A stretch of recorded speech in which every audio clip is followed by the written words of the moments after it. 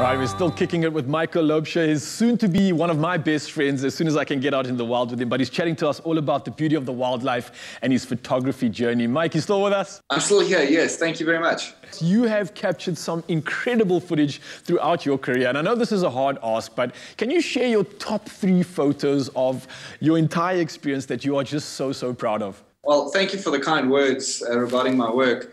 And yes, it's true what you say. This question is, again, an impossible task to answer because there are so many. But 3 photographs that I did send through yesterday to your team kind of represents me as a photographer kind of as a whole.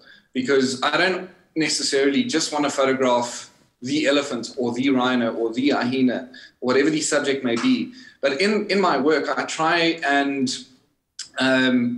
bring a sense of mood into that scene so that when my viewers are looking at these photographs, they get more of a story. It's not just an hyena. It's a hyena in the mist, and it's just adding value to this mystical creature because this just, to me, speaks words in massive numbers when you look at a hyena. It just tells a beautiful and general story of the life of a hyena, this mystical mood and feel.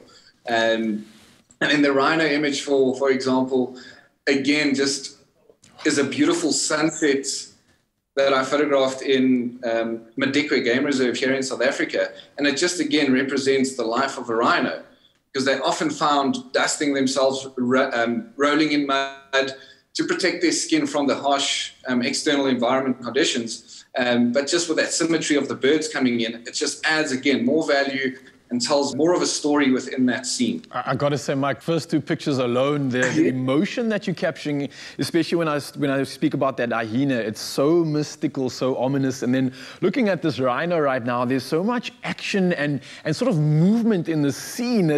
Although it's a picture, there's so much that it's explaining. And I got to say, the emotion I'm getting it's wild, man. I'm loving it. Oh, thank you so much. And yeah, it's like you said, there's that movement and motion. It's like there's a flow in that image, even though it's just a static photograph. And that elephant photograph, I was just really lucky that it was after a major storm in the Amboseli, which is also a reserve in Kenya, and this beautiful rainbow started appearing behind. Yes, there were probably about 300 elephants in the scene, and we can only see the one here. But again, it's just that saturation, the colors, the simplicity, just provides this tranquil, calming scene of what usually is presented to you as a guest in the Amboseli. Yeah, man, and I'm looking at this now, and figuratively, I'm seeing the elephant representing wisdom. I'm seeing the nature, obviously, just providing all that beauty, and then all of that coupled together creates the magic, which is represented by that rainbow. So I think what you've got there is just absolute perfection captured. But, man, being in the wild, you have seen so many of these beautiful moments, but at the same time, there are also some scary ones too, I imagine. So are there any moments that you'll never forget when it comes to that fear-heightening sensation? Well, yeah, there's a lot. And I always joke and say, yes, I need to write a book with every crazy thing I've experienced.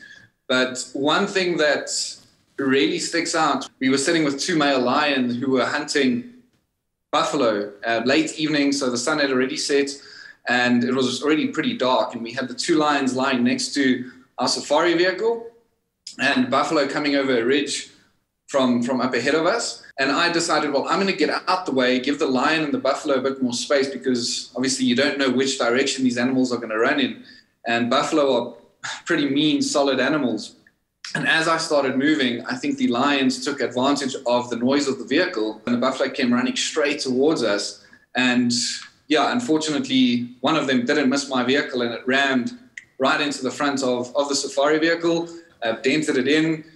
My tracker was sitting on the front seat, and so he had a buffalo almost ram his legs off because, yeah, if he didn't move in time, that could have been a nasty situation, and we could have had a buffalo in our vehicle. So yeah, it was a pretty intense and memorable moment.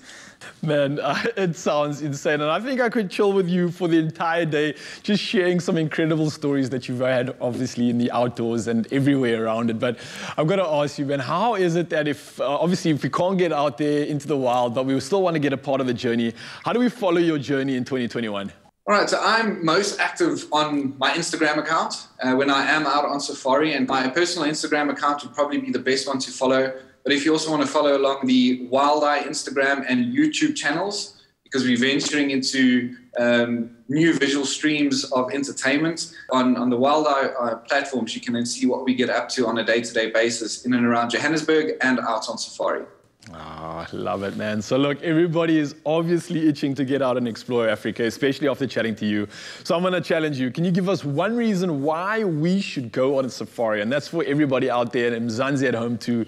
What's that one reason? Give it to us, man. There are a million reasons as to why you should go on a safari. A shorter list is why you should not go on safari. But one that stands out, I would say, is that the tranquility that a safari provides, what provides the sense of freedom, all the space and fresh air that you just cannot experience anywhere else in the world. I've traveled internationally as well, but there's something about that crisp, fresh air in the heart of Africa that it's just, yeah, I'm getting goosebumps sitting here just thinking about it. It's incredible, and maybe that's why you should be out on safari. You're like Nature Boy's tease, man. Michael, it's been an absolute pleasure chatting to you this morning. Thank you for sharing all your magic, your stories, your pictures, and your entire career, man. I'm envious and I'm jealous, but I say thank you so much for sharing it with us this morning. You're most welcome, and thank you for the time and the kind words, and yeah, have a great day further. Yeah, well, I'm hoping to see you soon, but there you have it, Mzansi. If you are planning your own traveling this year, then you definitely need to add an African safari to the top of your list. And besides being outdoors and exploring nature, it offers a unique view of our wildlife, and you do not want to forget your camera, because it's going to be an experience that you will always want to remember.